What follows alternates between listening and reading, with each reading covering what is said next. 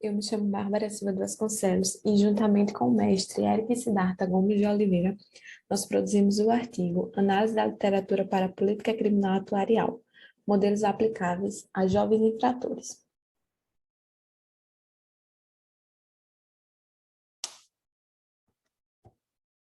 Introdução. Entre 1996 e 2014, a população carcerária de jovens delinquentes no Brasil passou de 4.245 para 24.628, segundo os dados divulgados no Anuário do Fórum Brasileiro de Segurança Pública, em 2017. Com o aumento dos jovens da marginalização, em 2019, dos 27 estados brasileiros, 11 apresentaram superlotação nas unidades socioeducativas. Os dados chamam a atenção para a necessidade de estudos específicos sobre a metodologia utilizada para a ressocialização nos centros socioeducativos, a incidência desses jovens ao crime e seus fatores determinantes, bem como sobre a eficácia dos dispositivos alternativos como meios de contornar essa superlotação dos centros. Nos países mais desenvolvidos, como os Estados Unidos e alguns países europeus, utilizam-se de mecanismo como forma de contornar eventuais problemas em seus sistemas prisionais e socioeducativos, sendo a política criminal atuarial um desses mecanismos. A política criminal atuarial teve sua origem associada ao sistema de parole boards nos Estados Unidos.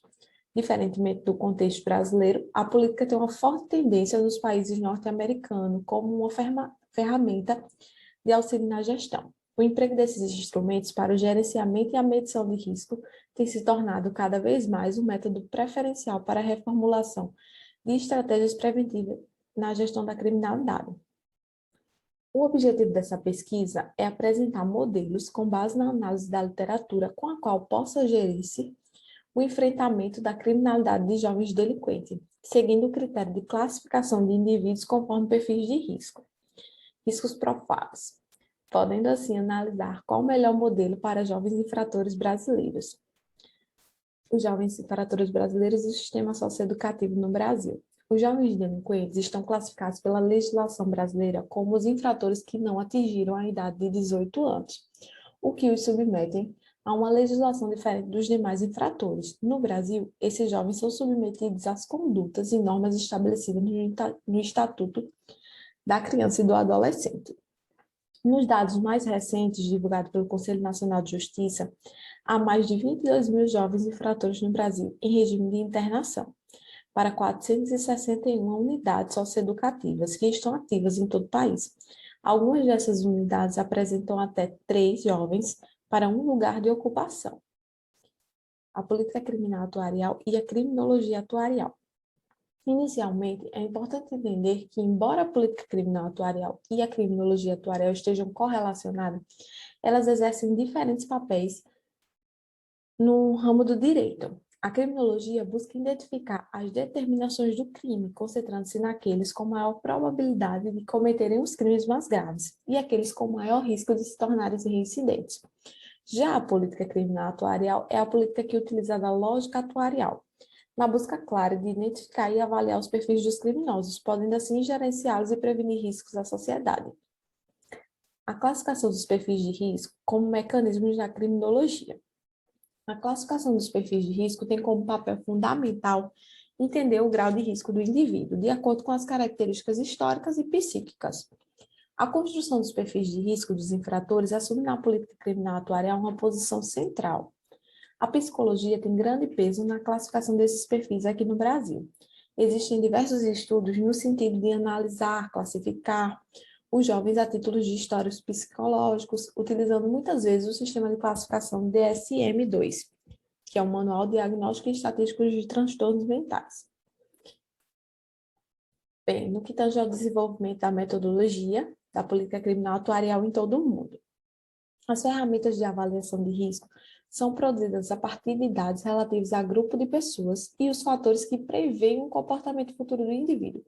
No Brasil, ainda não temos mecanismos atuariais de forma direta, como nos demais países, mas é possível identificar algumas condutas no sistema socioeducativo do país, que poderiam se enquadrar na política criminal atuarial, como os dados apresentados pelo Conselho Nacional de Justiça, que demonstram uma busca clara na classificação e controle dos jovens delinquentes. Bem, nós temos o modelo Gluck. O modelo Gluck ele foi criado em 1930 pelo casal Sheldon e Eleanor Gluck, onde foram analisados 500 jovens infratores de um reformatório em Massachusetts. O casal deu início aos seus estudos após o entendimento de que o comportamento dos jovens podiam ser analisados de forma a se tornar um produto para determinar se ele seguiria no crime. O casal propôs a aplicação de 4 diferentes tabelas, onde a sua aplicação eram determinadas conforme a colocação dos jovens no sistema. Temos também o modelo Ohio Yields, que é o sistema do dispositivo TOW. Sendo um modelo projetado inicialmente para os jovens infratores, a aplicação dessa ferramenta é utilizada por toda a população carcerária. A sua aplicação já é realizada em alguns estados norte-americanos, como Ohio, Arizona, Texas, entre outros. O modelo consiste na avaliação dos jovens em detenção pelo período mínimo de 2 anos, onde são avaliados diversos fatores como histórico profissional, pessoal, psicológico e acompanhamento ou não da reincidência ao crime. A metodologia deste artigo, ele conta de natureza qualitativa, do tipo exploratória quanto aos objetivos e quanto à maneira de abordagem do problema, em que se buscou examinar os modelos da criminologia atuarial utilizados nos diferentes países. Nos nossos resultados, a gente conta com a análise de 4 estudos realizados em diferentes países e o relatório disponibilizado pelo Conselho Nacional de Justiça. Foram levados em consideração o público de inserção, o modelo, o ano de aplicação, o modelo utilizado e os principais resultados obtidos. Dessa forma, foi possível entender a criminologia atuarial e como ela tem sido utilizada em todo o mundo. Bem, esses são os trabalhos analisados e agora eu vou descrevê-los.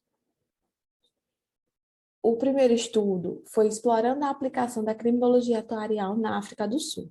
Esse estudo, ele busca apresentar a aplicação da política criminal atuarial a partir do modelo de questionário de autoavaliação, o SAQ. E esse modelo busca identificar infratores de risco para sociedades e potenciais reincidentes.